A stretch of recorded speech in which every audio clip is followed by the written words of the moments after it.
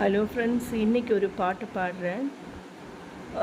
இது வந்து சர்ச்சில் நான் படிக்கிறப்ப பாடினது. லைக் பண்ணுங்கள், ஷேர் பண்ணுங்கள், சப்ஸ்கிரைப் பண்ணுங்கள்.